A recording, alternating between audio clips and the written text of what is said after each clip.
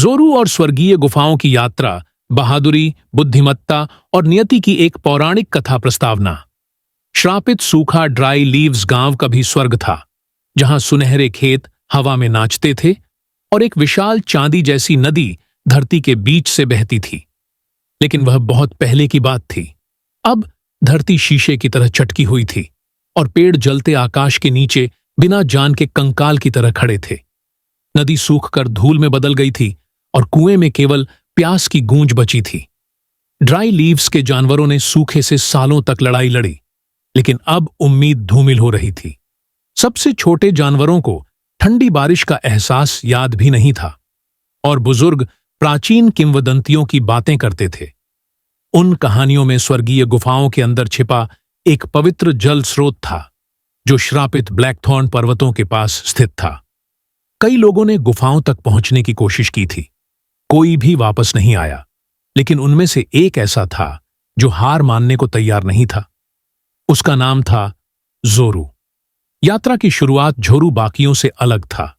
उसकी आत्मा चिलचिलाती धूप से भी ज्यादा चमकती थी और उसका दिल पहाड़ की चट्टान की तरह अडिग था। जबकि बाकी लोग भाग्य के सामने झुक गए, उसने उसे चुनौती दी।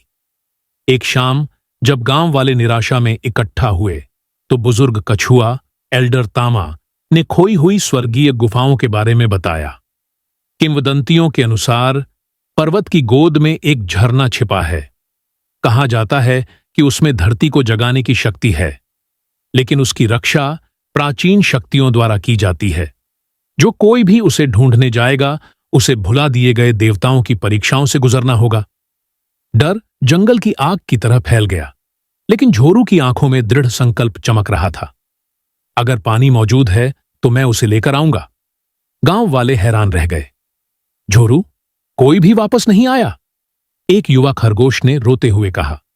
तो मैं पहला बनूंगा, उसने अटल आवाज में कहा। और इस तरह जब सुबह की पहली किरणें मरती हुई धरती को छू रही थीं, झोरू ने अपनी पौराणिक यात्रा शुरू की। भुला दिए गए देवताओं की परीक्षाएं। परीक्षा 1, वीरानी के जलते मैदान। झोरू की पहली चुनौती जलते मैदान थे, जहां धरती खुद जीवन के खिलाफ लड़ती थी। गर्मी असहनीय थी और जमीन पिघले सोने की तरह चमक रही थी। हवा सांस छीन लेती थी और धूल ने दृष्टि को अंधा कर दिया। लेकिन झोरू चालाक लोमड़ी था। उसने धूप से लड़ने के बजाय उसके दुश्मन रात का इस्तेमाल किया। वह दिन में कंकाल जैसे पेड़ों के नीचे आराम करता और रात के ठंडे आगोश में यात्रा करता। जब हवा चलती तो वह आश्रय के लिए जमीन में खुदाई करता। प्रकृति से लड़ने के बजाय उसके साथ एक हो जाता। 3 दिनों तक उसने बिना पानी के चलाई। उसका शरीर चिल्ला रहा था, लेकिन उसका मन मजबूत था। फिर चौथी रात को वह ब्लैकथॉर्न पर्वतों तक पहुंच गया, लेकिन उसकी परीक्षा अभी शुरू ही हुई थी। परीक्षा 2, ब्लैकथॉर्न भूल भुलैया पर्वतों का नाम श्रापित ब्लैकथॉर्न पेड़ों के नाम पर रखा गया था, जिनकी शाखाएं जीवित सांपों की तरह हिलती थीं। उनकी जड़ें जाले की तरह उलझी हुई थीं, जो उन्हें फंसा लेती थीं, जो उनमें घुसने की हिम्मत करते। जोरू जानता था कि यहां बल से काम नहीं चलेगा। इसके बजाय उसने निरीक्षण किया। उसने हवा के रास्ते को देखा, कांटों के हिलने से पहले की फुसफुसाहट को सुना।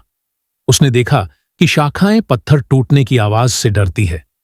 अपने तेज पंजों से उसने पास के एक पत्थर को दूसरे पत्थर पर मारा। टूटने की आवाज भूल भुलैया में गूंजी और शाखाएं डरकर पीछे हट गईं। हर कदम पर उसने यही आवाज दोहराई और इस तरह उसने एक रास्ता बना लिया जहां पहले कोई रास्ता नहीं था।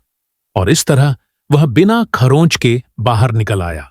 लेकिन अब सबसे बड़ी परीक्षा आने वाली थी।